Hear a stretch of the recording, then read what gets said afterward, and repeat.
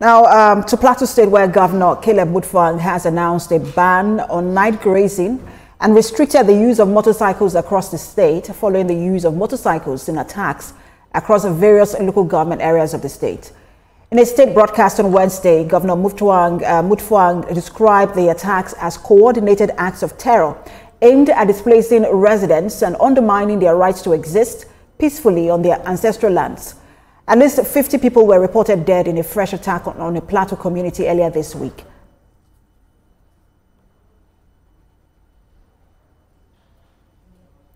And to help just explore and expand this further, we're joined by the editor of Security Digest, Chidi Omeje. He joins me live to discuss the security situation on the Plateau. Good to have you join us, Mr. Omeje. Thank you for having me. We're talking about a state here, that's Plateau State, that was perhaps one of the most peaceful states in the country at some point. I was seen largely as Nigeria's home of tourism. I just want, before we even get into what's going on now, let's start with what exactly led to all of these attacks now that we're seeing in Plateau State. To put it in context, I actually did my youth service, so many years back in Jos, Plateau State, and then of course, it was known, and of course, it was, the beacon of peace and serenity in this country. But all of a sudden, all the devils were unearthed, and then back to your question, I think that what is happening in the Plateau is a consequence of unresolved, old grievances. Then, of course, unresolved issues that go back to probably, the inability to manage the diversity that are actually there that you see on the Plateau. Plateau State, of course, is home for so many, ethnicities, including the ones some people see want to refer as indigenous and settler relationship that you need to really, be able to explore. Now, you see, the unresolved grievances I'm talking about is the fact that going back up to that point when we had this Yelwa Shendam crisis that almost engulfed the entire state, that should be around 2001 or thereabout, I can't remember. The issues then have not been able, we've not been able to resolve them. The successive governments in that state, and of course, even the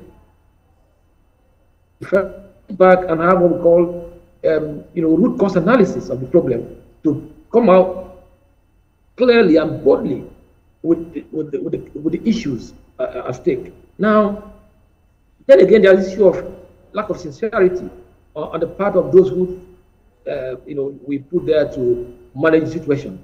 People who are not able to, come out sincerely to address issues, or who don't have the boldness, to call out issues as they are. Now, when you have this, it's like a potpourri of factors here, and it remains unsolved. And as long as you don't resolve those issues underneath, you won't be able to deal with the symptoms. But what we are seeing today on a daily basis is just the symptoms, of the unresolved old grievances. I think this is my first reaction. So you think that this is more of a fallout of pre-existing issues and not necessarily herders farmers clashes as some have now tagged it? Come again. I didn't get the last bit of the question. Some people have said that this is more or less farmers herders clash, and that it is a battle for resources. But you have said that it is an ethnic issue, a fallout of past grievances. Do you agree that there is also the farmers' herders, dimension to this crisis? No, of course, the issue of farmers' herders are part of the grievances you are talking about. It's part of the land use issues. Because land is at the heart of this problem. Land, how to manage land. Who owns the land? Who has the right to the land and water? Now, you have the indigenous who see the place as their ancestral homes, who see the land as theirs, where they cultivate their crops and everything. And then you have people also who say they have been there, that they have settled, and that they are no longer, you cannot call them, settlers or whatever. That place is equally their home. That they have a right to practice their cultural, socio-economic life. So, but that's what I'm trying to say. That we have not been able to manage this diversity. You have people who say they are the indigenous. You have those who they call settlers, and then the settlers have the cattle. The indigenous have the farms. So now, who has the right? Whose right is being breached? So this is the issue. So if you're not able to resolve this question, if you're not able to show the sincerity of purpose to say, look, I had to be firm enough to say you are right or you are wrong, or this is what's going to happen or not. But what we normally do is, once there's a problem, we tend to just solve the issue or that particular issue, and then we move on. Then of course you have not solved any problem, because as long as you have not resolved that key underneath issues of land use, of headers thinking that they have the right to head their cattle, and farmers saying it's their right to cultivate their farm. So this is the issue. How do we resolve them? This is where the fine art of statecraft comes in. So we must bring to bear that statecraft. And from what from all that you've said, if we were to unpack it, it also seemed like before it became a security issue, it was initially an administrative issue where governors, administrations before now did not properly deal with these issues and at least put their foot down to say this is what is yours and this is what is yours, and that's what I'm getting from what you're saying. It was first an administrative issue before it became a security issue, but now that it is a security issue, we've seen incessant attacks in different local governments. I'm wondering, because just almost a day, if not more, maybe hours after the last attack, I think it was in Bokos, where the chief of defense staff or chief of the air staff went there.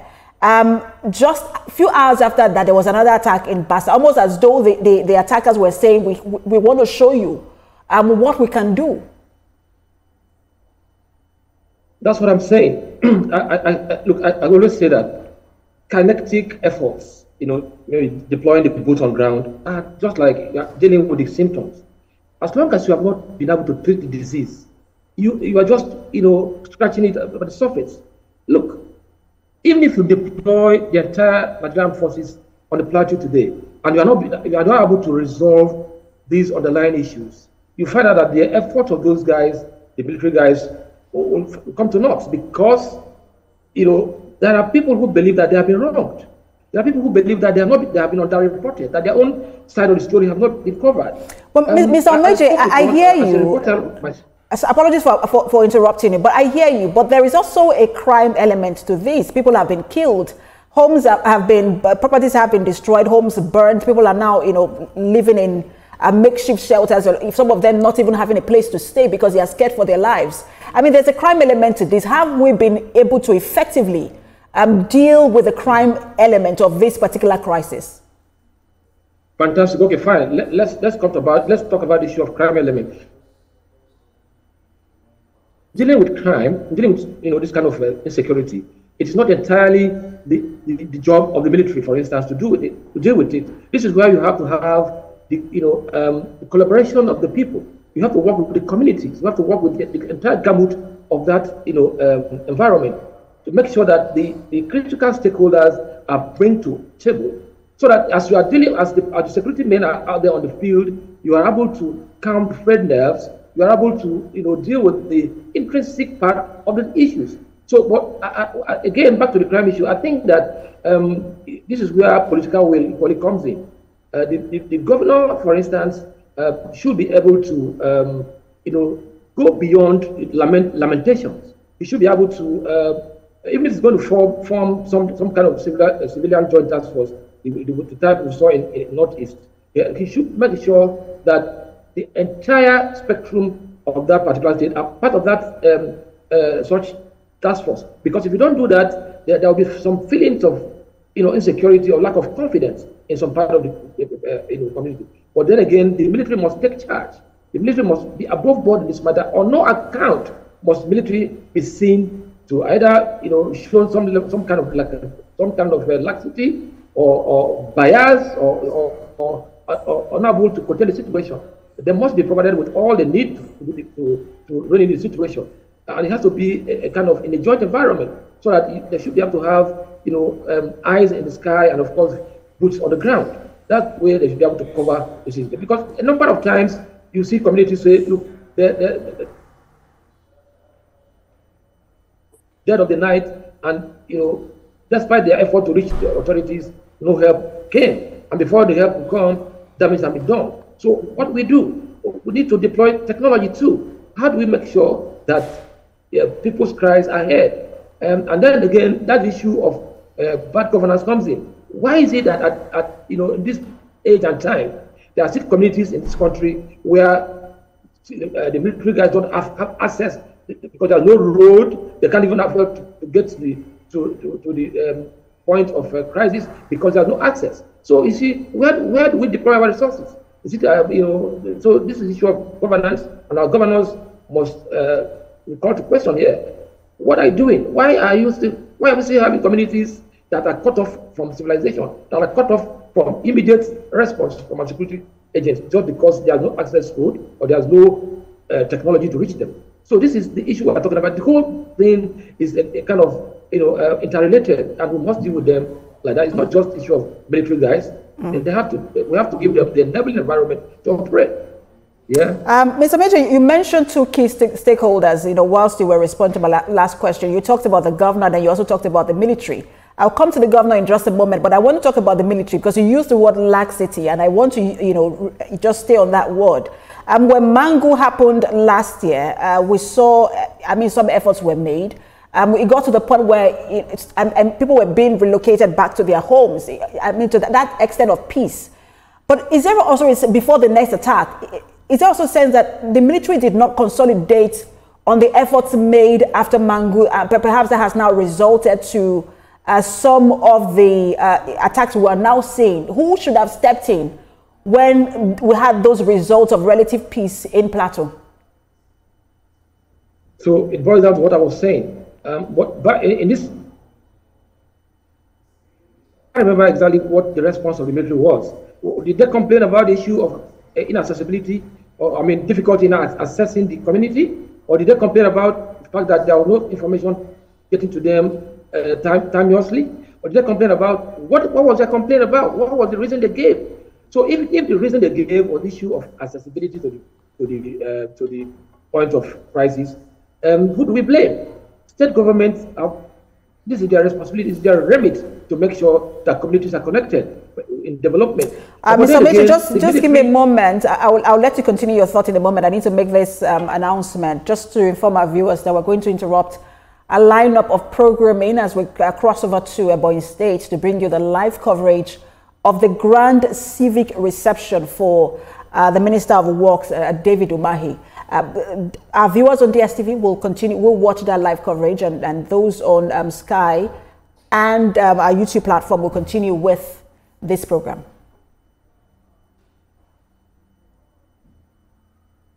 Cool. All right, Mr. Omeje, please go ahead with your thought.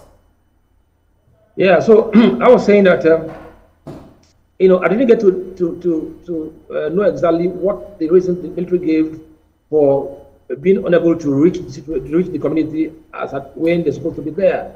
But and as I was saying that if the reason they gave was the lack of access to the community, then that's where the issue of bad governance or ineptitude in governance comes in. Because as far as I'm concerned, any community in this country that is not connected to civilization, connected to development, is the fault of our political leaders, because they have enough resources to make sure that every community should be able to be part of.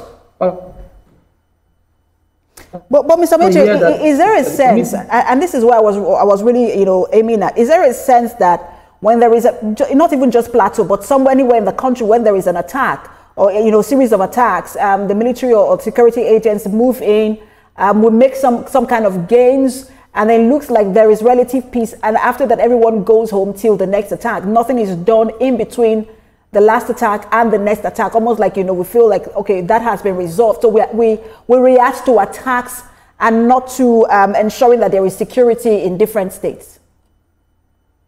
Now, but you see, this is another thing we're talking about. And if time we,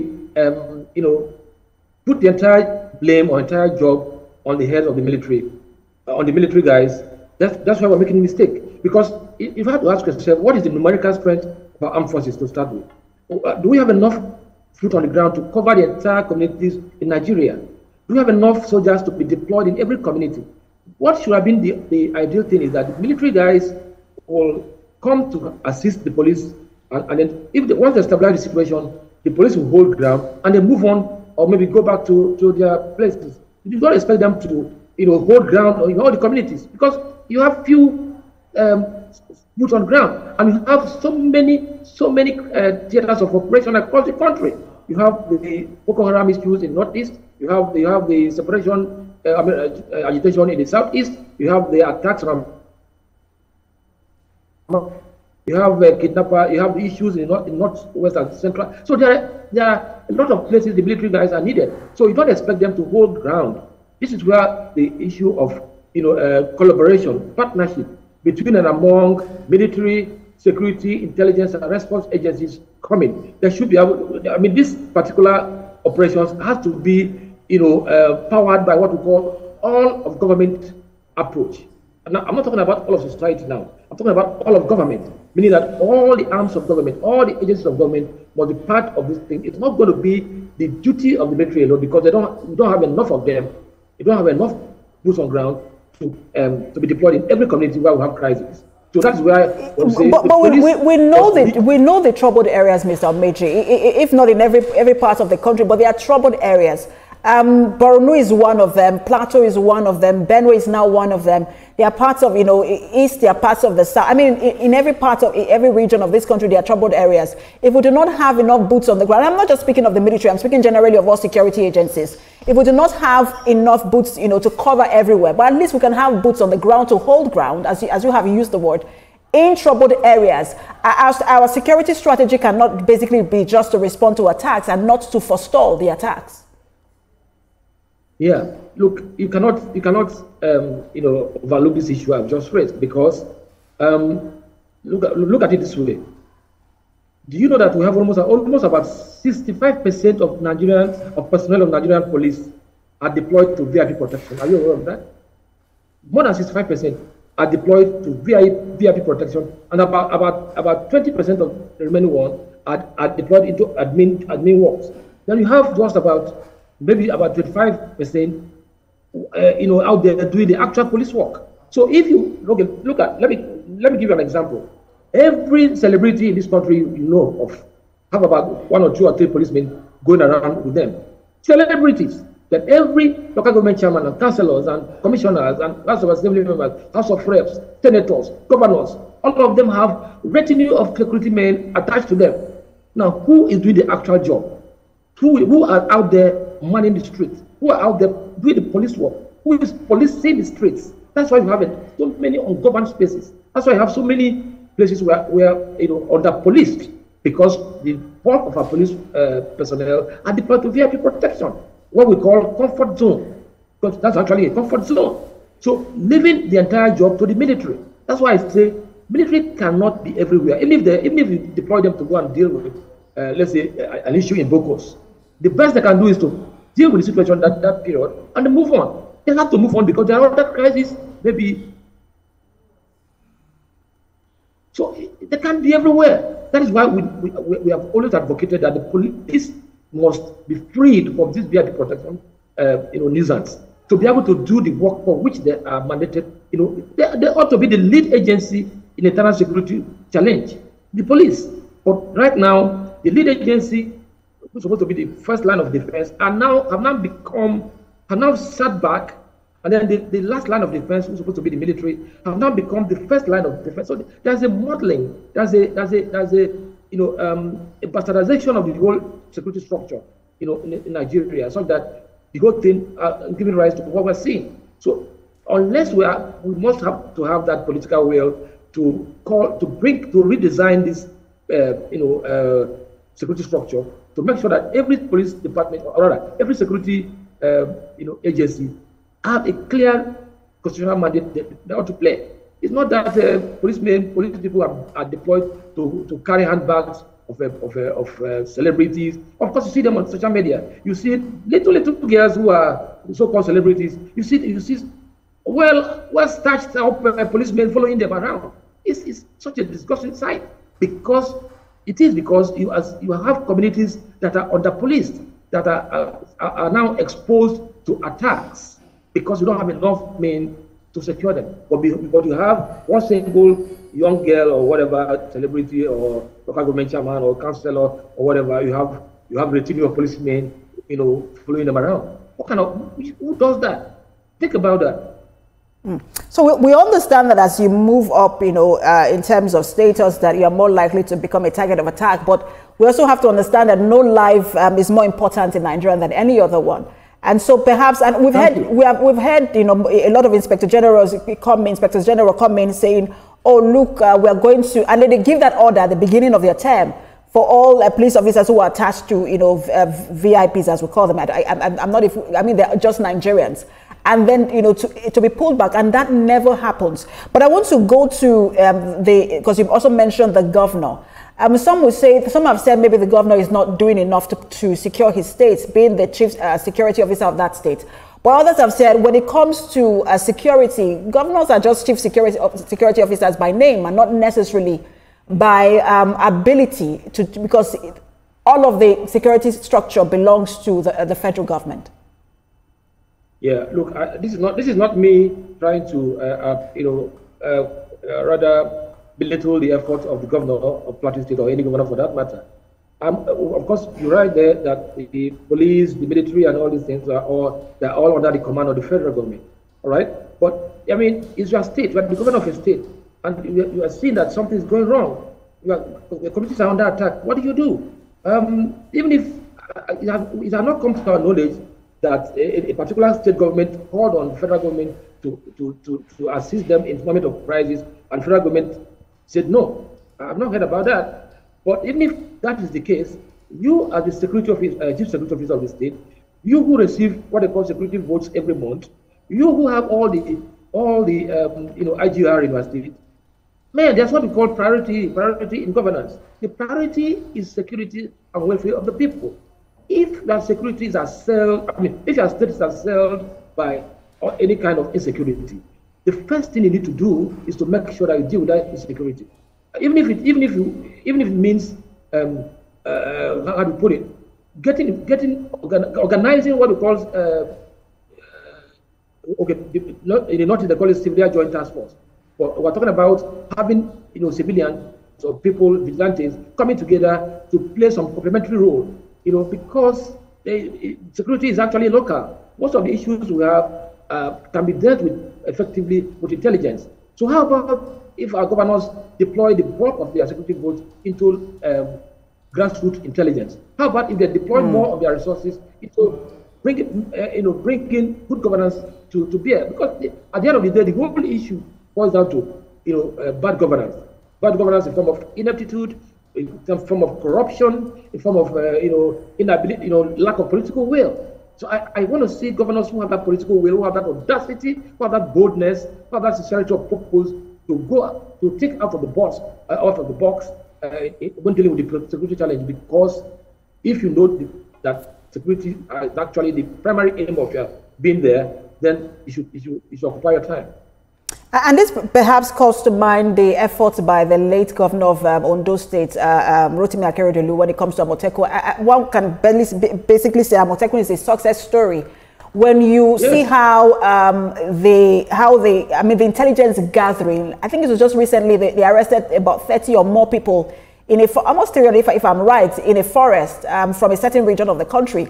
The ability to gather intelligence and act on that intelligence is one to commend. But is it not time for governors to take a cue, especially for governors who have states that are with incessant attacks, to take a cue from that and begin to improve on community policing?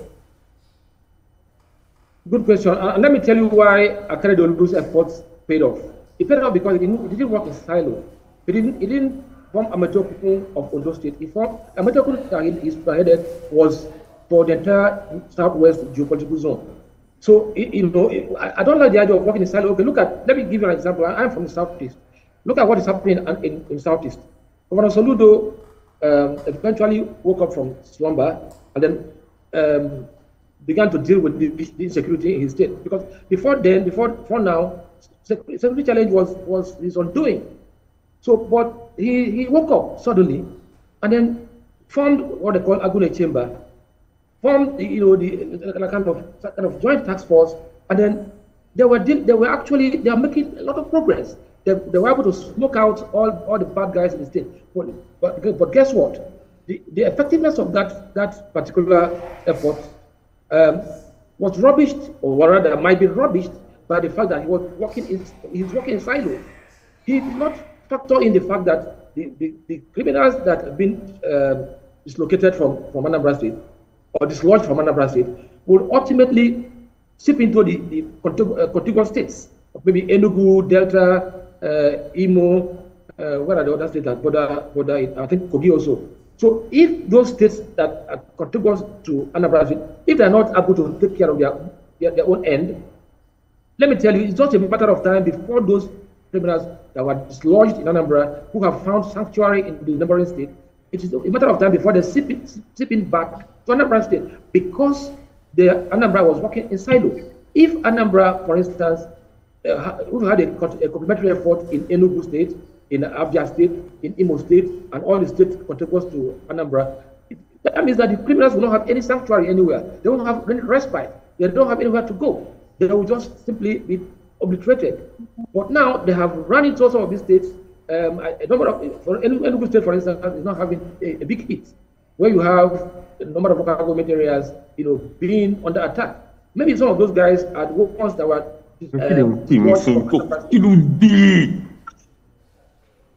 Are you there with me? Yes, I am. Please go ahead. I was making a point. We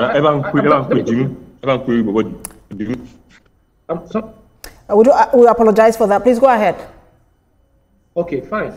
So back to the issue. So I was saying that later Akredolu, governor of Ondo State, was largely successful because he had the wisdom of working, in collaboration with the contiguous states, so that the criminals who are dislodging in our state will not find sanctuary in the neighboring states.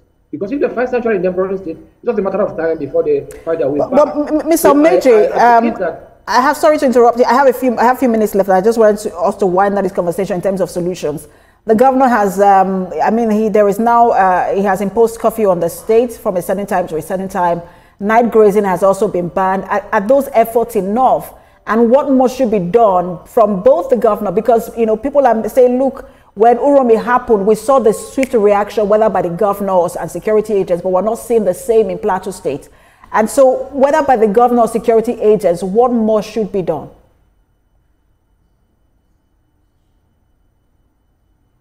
I didn't hear the last part of the question, but I got the other one with asking. Let me tell you, that's a good way to start. It's a good effort, but I don't like knee-jerk solutions to any issue, really, as a matter of fact, because the governor should have known that these things are happening.